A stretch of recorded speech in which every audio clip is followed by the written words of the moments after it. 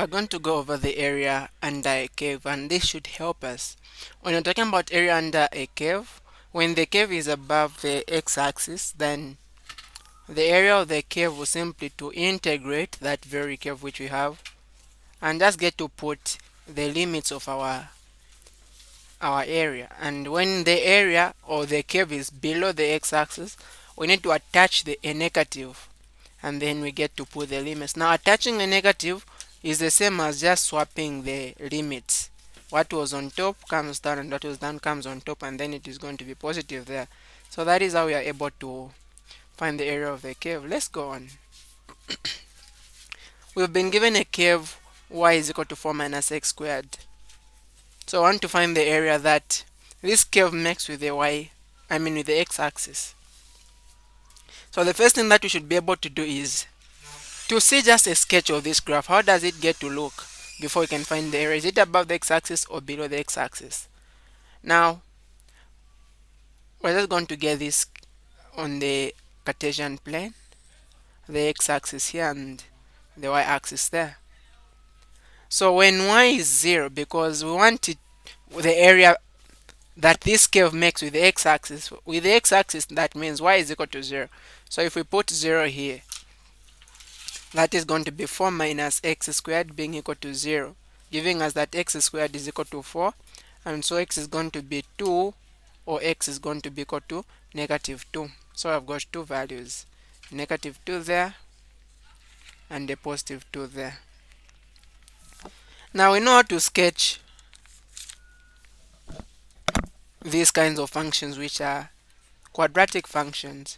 So for a quadratic function, it's a function that just goes like that at the middle of the function here.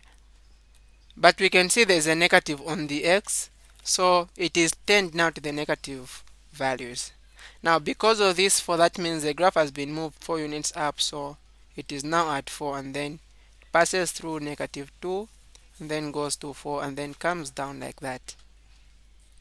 So this is our curve, and we want the area that it makes between the x-axis and this curve. So this is the area.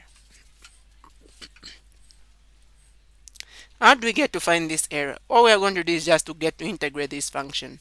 So the area is going to be equal to the integral. The upper limit is 2, the lower limit is negative 2, and the function is 4 minus x squared, and then dx.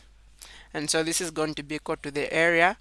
So the integral for that would be 4x minus the integral of x squared. We just get to add the 1 to the power, that becomes power 3, and then divide by the sum.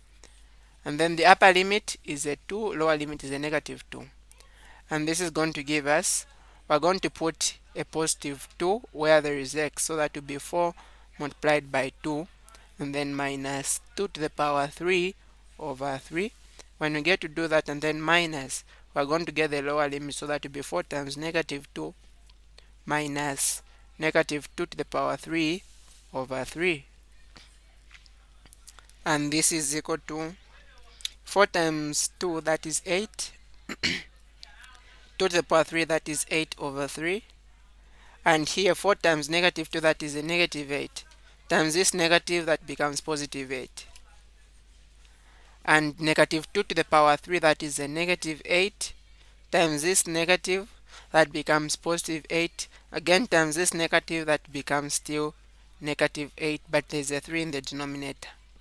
8 plus a 3, 8 plus 8, that is a 16. And then minus, we've got 8 over 3 minus 8 over 3. What are we going to get for that one?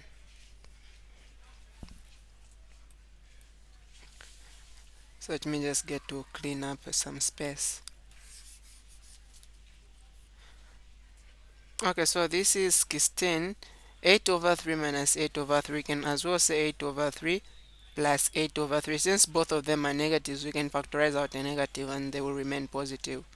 And so that is going to give us just 16 over 3. And it will be negative because they are both negatives. So when we get to add this, 16 minus 16 over 3, we are going to find 32 over 3.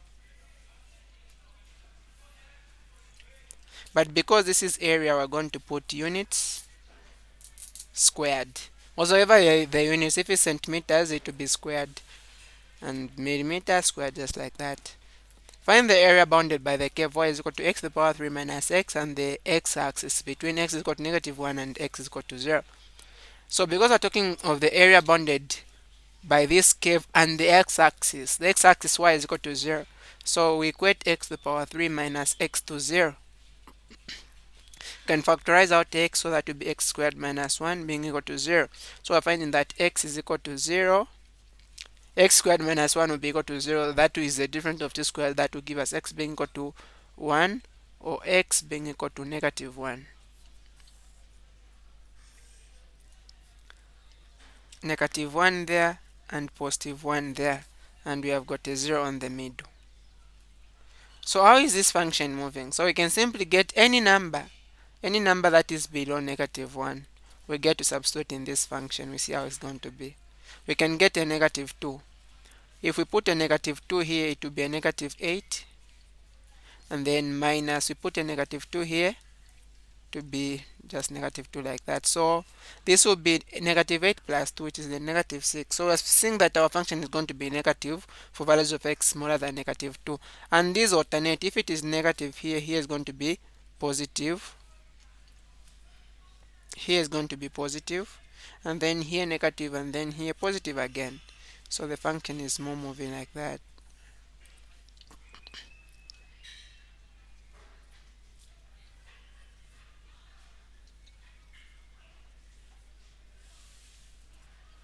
Okay, something like that. So the areas of our interest, we've got this area bounded by the curve, and remember it is between -1 and a +1, and also here.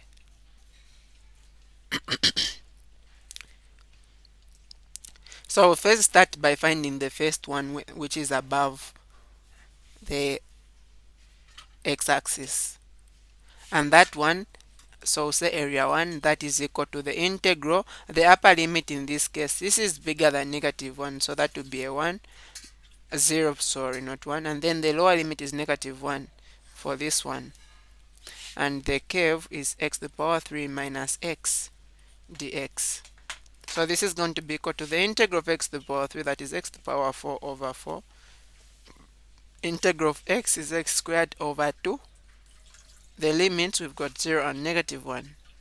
So first start by getting 0, putting in the function. If we put 0 here, to be 0. Put 0 there, to be 0.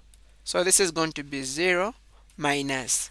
Now we get to put -1 in the function. -1 to the power 4 is a +1 over 4. And then -1 to the power 2 is a +1 also over 2. And this is going to give us 0 minus half, a quarter minus half, that will be a -half. Let me see if I'm not just mistaken. So that is 1 over 4 minus half. I can also multiply this one by a 2, this one also by a 2. So that is going to give us 2 over 4. So what we have is 1 minus 2, which is a -1, and then 4 in the denominator. So this is not a half, but a quarter, a -quarter. And so this is going to be +1 over 4. So this is the area of the one which is above. What of the one which is below? Well, this graph is symmetric. If this graph is symmetrical, if we know the area of this one is 1 over 4, even the area of this one is going to be 1 over 4. Anyway, for the sake of proving, so we can just go that and do that. So I'll just write here the area that you found is 1 over 4 units squared. And then area 2, that will be the area below the curve. We're going to attach a negative because it's below the x-axis. The upper limit is 1, the lower limit is 0. The curve, that is x to the power 3 minus x dx. And this is going to be equal to x to the power 4 over 4 minus x to the power 2 over 2. The limits, we've got 1 and 0. So the upper limit, putting it here, 1. Of course, there's a negative attached there, so we shouldn't forget it. So we're going to put 1 there. That will be 1 to the power 4 is still 1 over 4 minus 1 to the power 2 is still 1 over 2. And then minus but we already have another negative here. So this minus is part of the formula when I'm performing definite integrals, but there's also a negative there. If we get to substitute 0 on this function, it will still be 0. Everything will be 0, so that will be 0. And we know we don't have minus 0, so simply this part is not applicable. So 1 over 4 minus 1 over 2 is still a negative 1 over 4, but times this negative, positive 1 over 4. So again, put that.